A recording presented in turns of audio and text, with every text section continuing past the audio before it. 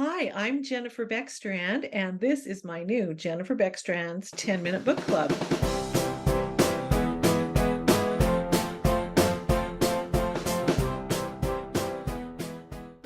Hi, readers. Welcome to the new Jennifer Beckstrand's 10-Minute Book Club. I am so excited for those of you who've been with me for a while and those of you who are just joining us. I've decided to merge my pen name, Jen Spencer, with my real name, Jennifer Beckstrand. So I hope you'll go to jenniferbeckstrand.com and check out all the fun things we have there. There you will find all of my books, all my Amish romances, plus my Westerns, my contemporaries. I know you're going to like what's there. Tonight, we're going to interview Hannah Linder, who is a relatively new author, but she also designs beautiful book covers, and she's going to tell us a little bit about that tonight. I am so excited for that. Be sure to pre-order Maggie and Max, which comes out October 10th, and you are going to love this Western. It's really exciting, very romantic, and super funny. So I know you're going to like it. And be sure to go to my website and sign up for my newsletter book club, where you will be able to download a free copy of Dandelion Meadows' Christmas Kisses. It's a sweet small town romance set in Dandelion Meadows, Idaho, where you'll find some really quirky characters and romance abounding. Now I'm really excited for you to meet Hannah Linder. Hannah, thank you so much for being here. Yeah, I'm excited to be here. I am so excited. So Hannah, someone recommended her to me, and I can't remember who, to do some covers for me. And so we got in contact, and then I found out she also writes books. So tell us a little bit about yourself. You're obviously very accomplished because you look very young and just gorgeous. So tell us about your career. You do book covers and you write. Mm-hmm. Yep. So I live in West Virginia, pretty much in the middle of nowhere. I live in an 1800s farmhouse. Lots of peace and quiet for writing.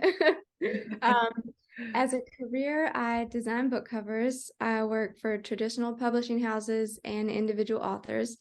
So that's a lot of fun. It's something I had wanted to do ever since I was a child. So once I graduated, I immediately started working on my college degree and got my degree, and then started the business in 2019. So it's been so much fun to get to actually live the dream that I had as I was a child. So that's been fun. As an author, I write Regency romantic suspense, so Jane Austen time period, published with Barber Publishing. So have two books out with them and one coming up this October. So traditional publishers will also come to you and ask you to design books. Yes, I work for several traditional publishing houses as their designer, and then I work for others just kind of as a contractor here and there. They'll have me do a cover, and then, but I'm mostly probably 60% of my customers are just individual authors. So okay. Well, my my Amish are traditionally published, and yeah, they always say, okay, give us some ideas, and then I don't know who they send it to, but they always turn out great. So well, that is very cool. I am so impressed. So tell me about this book that we're going to be giving away today. So Garden of the Midnights is my one that's releasing in October. It releases October 1st. And I have this book. This was my debut novel, Beneath the Silence. And then this is the next book, When Tomorrow Came. They're not a series, they're just individual novels. And then I also have this poem book that I just came out with. And then the one that's releasing in October, it's I don't have the author copies yet, but I'll show you a picture of it. This is the one releasing in October. And it's a Regency romantic suspense that's kind of Gothic type vibes. So it's got the English manners and murder mystery and Scottish Highlands and sword fights, all that. So oh wow, it's got everything, it sounds like. So great. So do you do your own covers? I do, yes. Oh, you do? Okay. Mhm. Even though you're traditionally published, that's one of you. Okay. I Yeah, love my that. agent she worked all that out when we got a contract with a publisher, and they were fine with it, and I was definitely fine with it. So I was super excited. Oh, wow. Wow. Okay, so tell us a little bit more about the book. Okay, so it's about an English gentleman who grew up thinking that his dad was dead. And it's a very confusing plot to explain, but the basic idea is he goes he goes in search of his father because somebody's been trying to kill him over like the last few months, and he doesn't really know what's going on. And he goes to his friend who's a gardener and asks, if he knows what's happening, and the gardener ends up getting murdered. But right before he dies, he said, "Go and find your father," who he thought was dead all his life.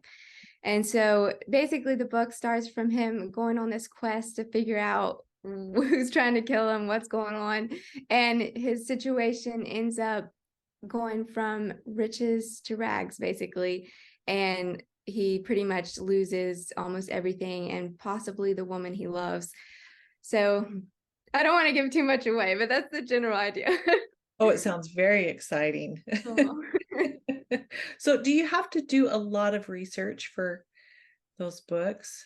I do. Everybody's research is so different. I feel like mine's just kind of I kind of just do it as I go unless there's something really big that I have to research before I even start.